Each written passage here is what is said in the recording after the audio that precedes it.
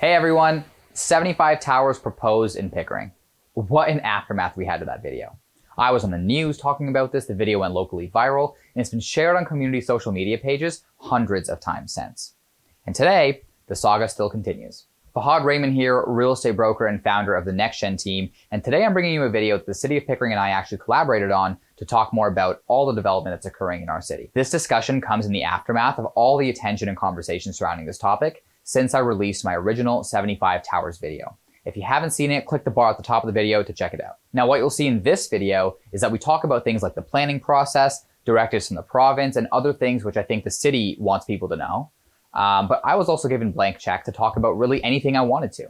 And I made sure that that was very, very clear before I agreed to do this. So in light of that freedom, you'll see me talk about things from a real estate point of view, but you'll also hear me ask a lot of the questions that you guys had in the comments. Stuff I've heard from people on YouTube, on Reddit, and concerns I've heard from residents in person. A lot of these are tougher questions, more nuanced questions, and once again, they were absolutely free-flowing. There was no form of script or guideline that I had to follow.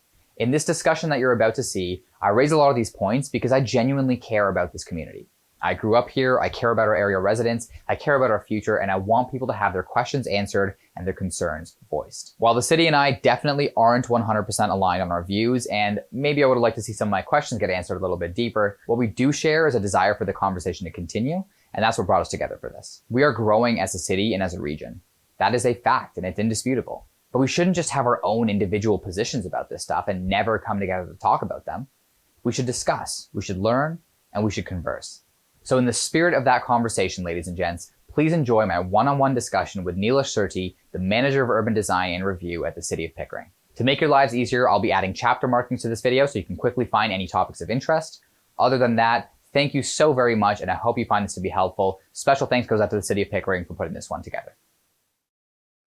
Hello everyone, my name is Nilesh Surti. I'm the Manager of Development Review and Urban Design with the City of Pickering. Today we've got an exciting discussion with Fahad Raymond, who recently created a YouTube video that's created a lot of buzz within our community. Fahad, would you like to introduce yourself a bit? My name is Fahad Raymond. I'm a real estate broker. I run a small team called the Next Gen team operating here in Durham. And we made a YouTube video recently, which, as you mentioned, did create quite the buzz in the city. A lot of residents are talking about it, and a lot of people are, there's a new sort of spotlight on everything that's happening in Pickering, so we figured that this would be a good idea to come together to kind of talk about it more in detail. I think the word spotlight is quite important. You certainly did create a spotlight, and the buzz has been continuing for the last sort of month or so. Mm-hmm. So I guess my first question to you that I have is, what prompted you to sort of make this particular video? So what prompted me to make the video is, first things first, I've lived in Pickering and, the Durham region for majority of my life. So I obviously am very familiar with the areas and everything. I started seeing a lot of application signs sort of pop up around the city, right? Maybe some by the city center here, maybe some by Brock Road. I had always sort of been gathering a bit of a tally in my mind of like, okay, well, there must be sort of 5 or 6 or 7 now, maybe 10. And at one point I had seen so many signs where it was like, there's got to be some sort of crazy number of buildings proposed at this point. So my team and I actually went to the City of Pickering website, and you guys post all that stuff on there. That's correct. That's right. So we basically just combed through all the development documents, and we got some of the details of the developments, and we tallied up the grand total, and that's when we got to that crazy number of 75, which we mentioned in the video, and it was just so mind-blowing. I realized that not a lot of people knew that this is sort of the case, and so that's what prompted making the video, and that's the idea that went behind it. So why don't we talk a little bit about the development? Of course. Would you be okay to kind of, if we go through sort of step by step or development by development, or?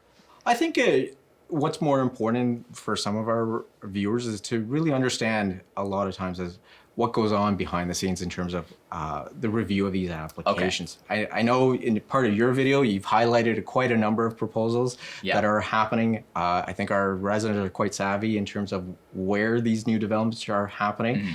Absolutely. But I think one thing that a lot of our residents don't quite understand is what happens behind the scenes with our cities. I'm going to start off and ask you, as a local business person or even as a resident, do you have any sort of knowledge or what happens? What does the city do in terms of reviewing this application? Like, is that something that you ever, as a resident, think about? Yeah, I mean, I think being in sort of the industry, it may be a little bit more than the average resident or so. But as far as I understand it, so first things first, you would get a proposal, yeah? Correct. And then the city reviews it. Correct. Do you go back and forth with the builder or whoever is proposing, the landowner? Absolutely. Yeah. I think there is a very thorough and extensive review process that we have, and it's not something that gets reviewed in a matter of weeks. It takes a matter of months to review it. And as a professional planners, we have mandates in terms of how we review our development applications. There are requirements of reviewing these from a provincial level, regional policy levels. We have local policies that we have to adhere to, zoning bylaws, urban design guidelines. For sure. And then there's an extensive consultation with external agencies like TRCAs, Ministry of Transportation at times, our regional partners there. So we've got an extensive groups of agencies that we consult with. And then we also do an extensive consultations with publics, whether it's open house meetings, whether it's statutory public meetings, or just general meetings with our residents to really collect their feedback to help us inform the final decision that goes into these particular sort of developments, or like to say, sort of the final built form that comes forward to councils for their recommendations. I see. Yeah. So when did you notice the number of proposals start to kind of kick up? I think, you know what, that's a really good question. We're starting to notice more and more over the last few years that Pickering has become a very highly desirable city. That's for sure. We certainly got a number of amazing amenities, from our waterfront to local restaurants to local businesses, and that's really prompted a real growth. On behalf of the city, I think it's our responsibility making sure that we plan for all this growth in a smart way, that we've got the infrastructure that's put in place to accommodate this growth, and that the built form fits into the character of these established neighborhoods that are abutting our growth areas in terms of our city center or along Kingston Road. Right. Okay. So I guess on that note of, responsible planning, a lot of the concerns that people have center around things like traffic, right? That's a big one. So can you speak to that point a little bit? With all this development, what are the city's plans for traffic, and what can we do to sort of mitigate the amount of congestion that we're going to see on the roads? A lot of people bring up the point that, sometimes they are stuck in traffic as is. So what's it going to be like when all these new things come in? Can you speak a little bit to that? Absolutely. I get where residents are coming from. I think, as you sort of mentioned, we've got residents who've lived here 20, 30 years, and I think they have this expectation or experience sort of the traffic levels in Pickering. Anytime when we get new developments, the concern is that you're proposing 200, 300 peoples. There's going to be 300-400 new cars on the road. That's not necessarily the case all the time. When you're building high-density developments, in strategic areas where we have planned public transit improvements like the BRT, the need for that many additional cars isn't the same that actually gets generated. So what we learned, particularly in our city center developments and with some of our new developments, that the actual ratios of parking spaces per unit are decreasing. As a result, we are seeing decreased number of vehicles that are getting generated from these developments. And that with the planned transit improvements of being a mobility hub, BRT services, there is a greater likelihood of residents taking advantage of transit. What we're trying to do here in Pickering is change that sort of narrative, if we want to say, from a bedroom community to a more urban city, where we're planning for both walkable neighborhoods as well as good growth. Yeah. And I think on that note too, one thing I read, part of your planning sort of goals is that, yes, you want to create a downtown, more dense area, but not to disturb some of the suburbs that already exist. It's not like the whole city is turning into a downtown. It's just that we're going to have a downtown and then more suburban areas as well. We're always going to have suburbans, so those are established neighborhoods there. What we're trying to do is direct our growth.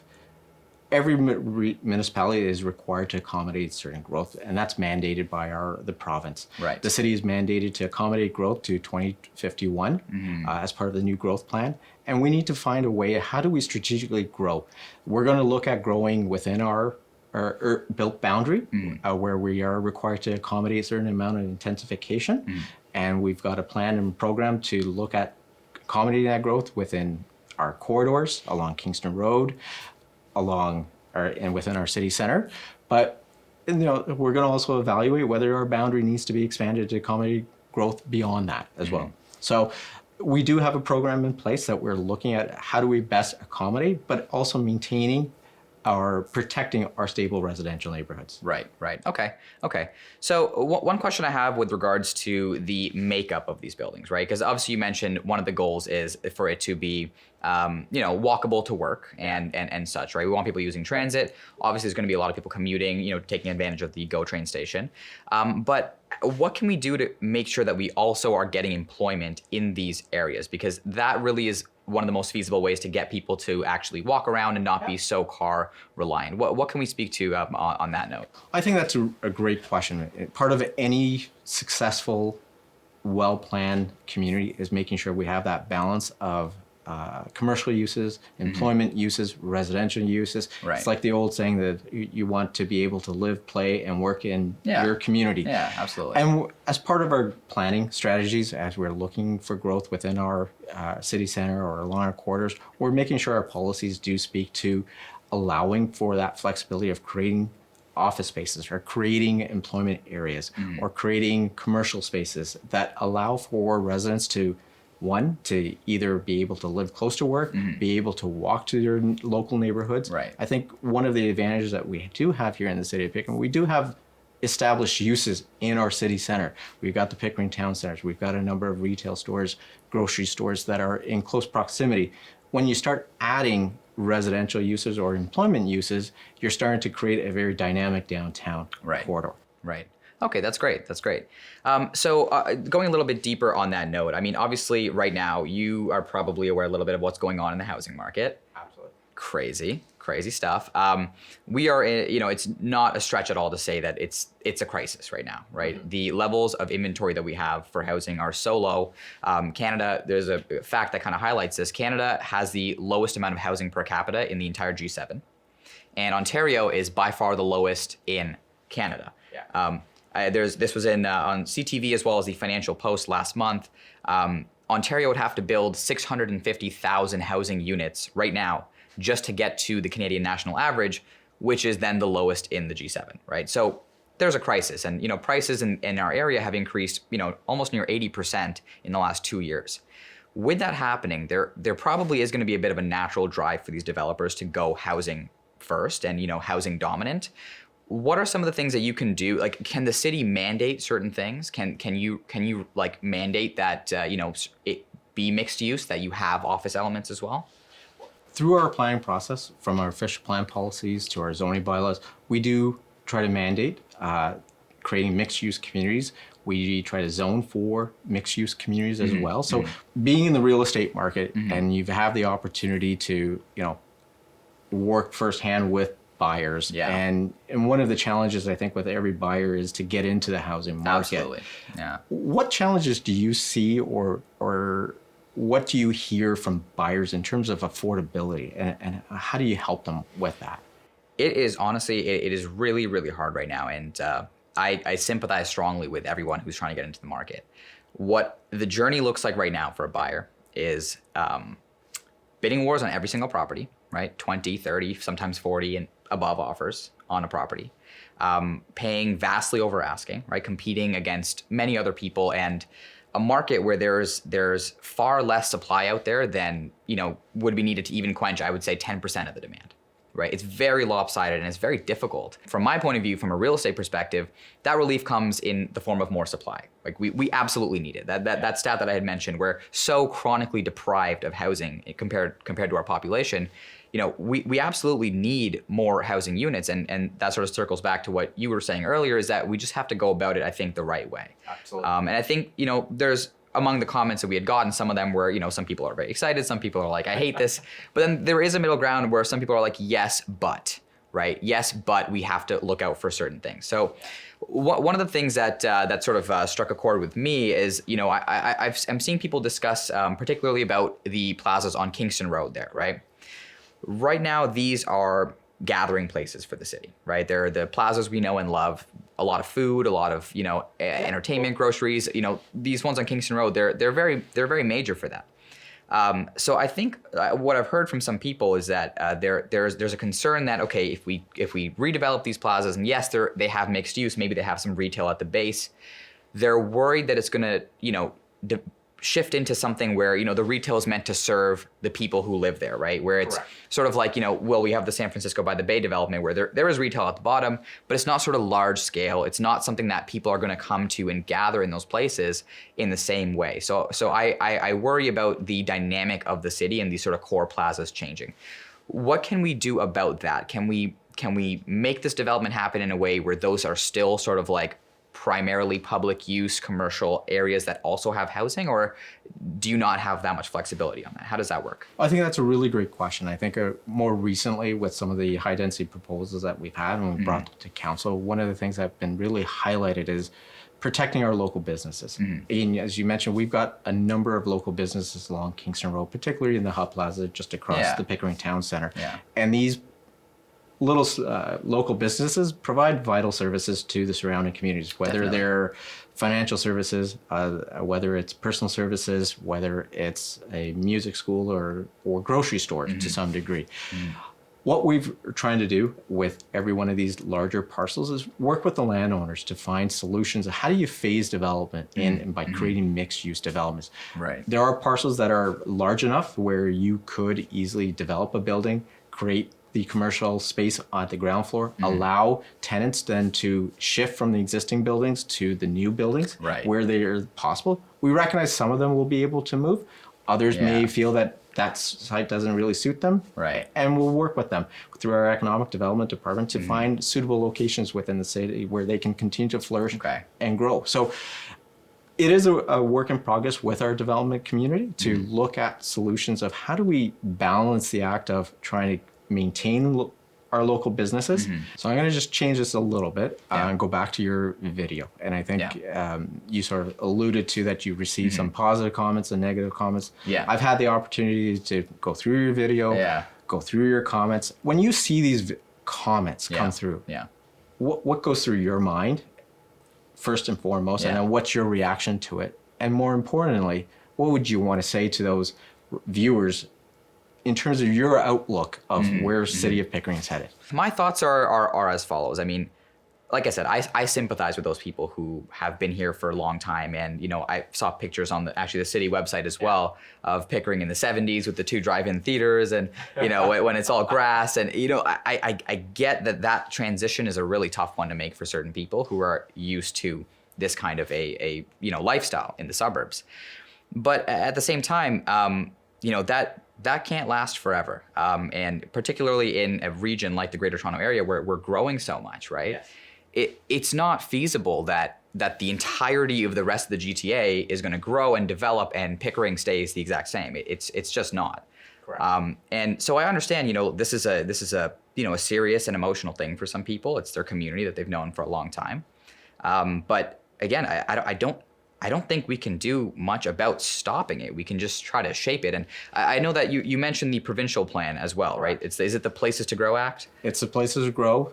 We've got the regional official plans that also provide further direction. And then we've got our own city of official plan that then gets into the more nitty-gritty details in terms of, you know, shaping our communities at a slightly broader level. And then obviously the last layer of sort of documents that we use is our zoning bylaw. Right, okay. So yeah, I mean, as part of that provincial plan, I mean, there's literally sort of a mandate given by the provincial government that certain areas, Pickering being one of them, are regional growth hubs. And so whether, you know, a lot of the times people are pointing fingers at council and whatnot, you guys don't have too much of a say in whether or not this happens, right? It's just about how the process goes and how you shape it along the way, right? Exactly. I think that's a really good point in the sense that the province really dictates in terms of how much growth we need to accommodate. It's our responsibility as a city then to find a way, how do we smartly develop our communities that balances both the infrastructure component of it as well as making sure our rest of our neighborhoods are continuously protected, but building the city in a smart way. Fahad, you've been in the real estate industry for a number of years now, and you've get the pleasure of seeing a number of developments that happen across the GTA, from high density to low density residential developments. As you've posted your video and with 75 new towers that are coming forward, when you see growth that's happening in other parts of the region, what opportunities do you foresee happening for the City of Pickering as a result of all this new growth that we're experiencing? I think that there's a couple different avenues of opportunity or benefit that I think come to areas that that sort of develop like this. The first thing is that it adds a lot of vibrancy, right? So you have a lot of new people coming in. That's a big consumer base, right? So with that, you get more restaurants, you get more entertainment, you get a lot of businesses that are there to serve those people. So I think that there's definitely benefits in that sense. But I think another important point is the opportunity and benefit that it provides people, right? Who are going to have the opportunity to get into an otherwise very tough real estate market. Right. So in Pickering, our average price, and this is as of last month for it's detached homes and condos, all home types, is approaching $1.3 million. Wow. $1.3 million. So I'm sure you can imagine for a young person who's just looking to get on their own feet, get started, most people can't even qualify for that, even if they were to miraculously save up hundreds of thousands of dollars of a down payment. So these condos offer an opportunity for people to get into the market at price ranges, some of them are like in the 500s, 600s, right? Sub 7 area, which if you don't have that, it's just not possible. So what we don't want to see is entire generations of people be priced out. And there's a lot of young people like myself, a lot of my friends who have grown up in this area, and they're looking for housing that is suitable for them. So what it brings is an opportunity for those people to actually get their foot in the door of the real estate market, to actually get into home ownership. And obviously the trickle down benefits of that are pretty immense. Yeah, I do agree with you. I think there are other opportunities in addition to being able to get into the real estate market and create local businesses. To me, from a planning perspective, new growth brings new opportunities for new public spaces that are for existing residents to enjoy, for new residents to enjoy. It also allows the transition. There are many residents have actually grown up in Pickering. They've lived in Pickering for 20, 30 years. They have kids that have grown up in Pickering, gone to local high schools, local elementary schools, played in the playground in the local areas, and you could probably imagine that yourselves. So there's an opportunity with all this new growth to create housing choices for our existing residents. I actually remember seeing way before I was even in real estate, when the city first declared like a downtown core. They named it and labeled it that, and I was young then, and I was like, wow, one day there's going to be this. We're getting closer. I think we're getting one step closer. We've got a number of exciting development proposals that are happening in our city center that will transform our city.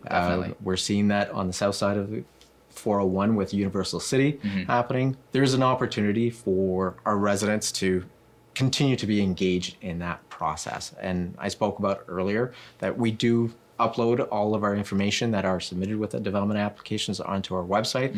Any resident who's interested in learning more about it can go to our website, which is pickering.ca/devapp.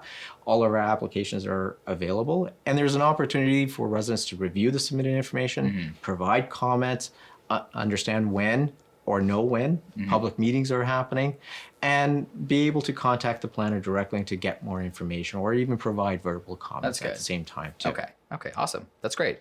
So sort of on that note, with regards to timelines of this stuff, a lot of people are like, well, how quickly is this happening? Do I need to, what do I do? So what can you say on that? How long will it take for all this stuff to be built? The timelines vary. And I think, as you highlighted in your video, 75 towers. All 75 towers are not going to be built tomorrow. I think that's really, really critical to understand.